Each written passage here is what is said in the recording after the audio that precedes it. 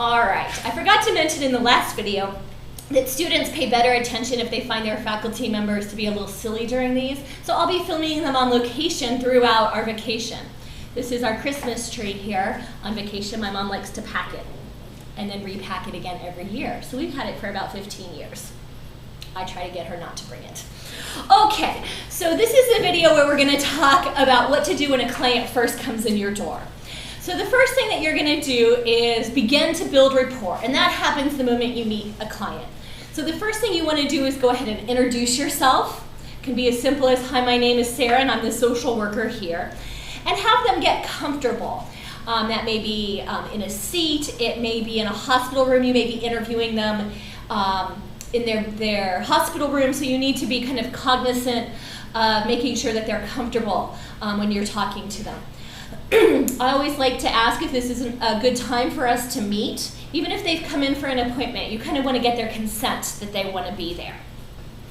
The next thing you want to do is make sure that you tell the client what's going to happen. This helps decrease anxiety. So something that I might say, especially for the role play you're going to be required to do for your final, would be, hi, my name is Sarah. Is it okay if we go ahead and talk today? Hopefully they're going to say yes. Although little kids may ask questions like, well, how long? Do you ask a lot of questions? And it's okay to just begin building rapport by answering those. Why? Some clients might want to ask, especially in institutional settings. They may have been interviewed or talked to by a number of people, the nursing staff, the physicians, the dietary folks. So again, we want to be really polite about their time and the fact that we are somewhat intruding. So you want to get people settled. You want to tell them what's going to happen. I might say something like, I'm going to be doing an assessment, and what that is lots of different questions about lots of different things. I'm going to talk some about your family. I'm going to talk some about where you went to school or your work history, and then tell them that it's going to take about 30 minutes. Typically telling clients a time frame is very helpful. It lets them know what they're in for. Okay, so at this point the introduction would go something like this. Hi, my name is Sarah and I'm the social worker here today. Is it okay if we go ahead and chat some? Yes, the client says, and I would say, okay, great, I'm going to be doing an assessment. And what that is lots and lots of questions to help me get to know you better. It helps me figure out what you're going to need as we work together in the future. We're going to talk about lots of different areas of your life today.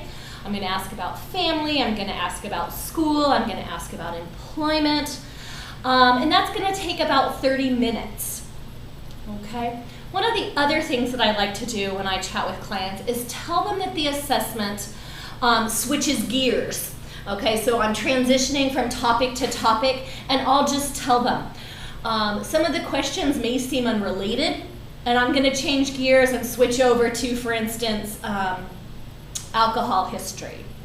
Again, it's helping them prepare for what's going to happen, okay? So I introduce myself, I tell them that we're going to be talking for an assessment for about 30 minutes, and I remind them of my obligations of confidentiality last, okay? You want to make sure when you do the confidentiality reminder that you're pitching it to your audience. Confidentiality is a big word for kids to understand, so you want to make sure that they understand that it's kind of like a secret, but not really, and that you review all of the exceptions to confidentiality as you work through it. So you're going to remind somebody, you're going to tell them in language that they can understand that the things that you talk about are confidential, with a couple of exceptions. Instances of child or elder or disabled person abuse, instances of abuse or neglect, instances of harming self or others. So if we have any homicidal or suicidal ideation, you would have to let them know.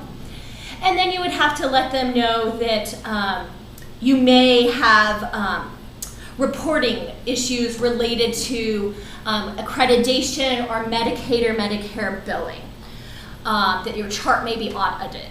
I like to tell folks that that really isn't about them, that people aren't looking about what they did, but they're looking about my work to make sure I'm billing the right code or I'm documenting the right thing. You may also want to let them know if you're ordered by the court, you're going to have to release information, okay? So you want to do this in a way that's calming yet firm. You'll want to ask the client at the end, do you understand what I've told you? Typically, you'll also have them sign a number of confidentiality agreements and then releases of information for certain other kinds of people. And then this is the role play for the course. I will not ask you to get signed releases of information. I'll assume your medical records folks have done that. But you do still want to remind them of your obligation. Okay, that's very, very important. You want to allow them enough time to ask questions. So for instance, children may sometimes ask, do you tell my mommy, or are you going to tell my school teacher? I say it's only in instances where we help keep you safe and making sure no one's hurting you.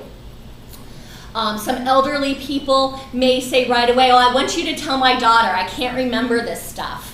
And so you'll have to explain that you wouldn't do that unless they signed a release of information. Folks may ask if you're going to tell the police or law enforcement personnel, and you'll have to explain that as well. Typically, we do not unless it's cases of wanting to hurt yourself or somebody else, and then we do make disclosures to law enforcement. Or abuse and neglect for children or elder adults, the police may get involved. If a person is on probation or parole, whether that's in the juvenile system or the adult system, you may have to disclose there as well, but again, you'll have a release of information or a court order. The same would go for children in foster care. There would typically be a court order that it would explain who you had to disclose to. Let me take it from the top and tell you what the whole thing's going to look like, because it's lots and lots of words all together. It's very important that you start to practice this, and I like to say you get the words in your mouth, because this is something that you'll say hundreds of thousands of times in your career. So you'll really need to practice the confidentiality intro and statement. I can tell very quickly in the first 4 minutes of an interview for your final exam who's practiced this a lot and who hasn't. So please get very comfortable so you lead off strong in the final. So it's going to go something like this. Hi, my name is Sarah. I'm the social worker here today. Would you mind if we chatted for about 30 minutes? Okay. What I'm going to be doing is called an assessment, and it's lots and lots of questions about lots and lots of different things in your life. I may ask about your family. I'm going to ask about your educational and employment history. And the reason that I'm asking all of these questions, some of them may seem private, is so that I get to know you better and that we can work together better to help you focus on the things that you'd like to change in your life. So far, do you have any questions? Okay. I may also write some things down. That helps me remember if you're giving me names or dates. And if you'd like to see that paper, that's fine. We're going to be talking for about 30 minutes. I may change gears sometimes. Sometimes I've got to move, and there's no good way to get from your family history to where you went to school. So I might just tell you, we're going to change gears and talk about a different topic now. Before we get started, I do want to remind you about confidentiality, and that's a big word for the things that we talk about in here are going to stay private. There are a couple of exceptions, though, where that would not work, okay? I'm required by law to make sure that I keep you and other people safe. So if you're going to hurt yourself or somebody else, or you know about the abuse of a child or an elder person or a person with disabilities, I have to make sure I keep everybody safe. And so I get folks involved to make sure that that happens. I also, if I'm ordered by the court, if this case would ever come before the family court for a reason or the criminal court, if a judge orders me, I have to disclose information. If you're on probation or parole, I would have to let your probation or parole officer know information. I'll have you sign some paperwork about that. And last but not least, sometimes people check and see that I'm doing my job right, and they like to look at the notes for accreditation reasons or for insurance reasons. And in that case, they're looking at my work, but they would look through the notes about you. They don't really care about you. They're caring about whether or not I'm doing my job. So if it's okay with you, we're going to go ahead and get started. Do you have any questions before we get started? And at that point, you would let the client ask any questions. Again, you'll want to make sure that you cater these introductions for the age population or the developmental ability of somebody you're working with. So obviously, that was kind of a middle of the road one. We typically assume people have about a 7th grade understanding. And so to kind of keep it simple in that sense, with little kids, I might use smaller words. I might ask them more times if they're ready to start. Same with a person with a cognitive disability or someone who I believe is elderly and may have maybe on meds that could impair their cognitive functioning. But again, I want to make sure that people know what's going on. So at this point, you wrap up and you begin to move on to the next question, which will begin our next video.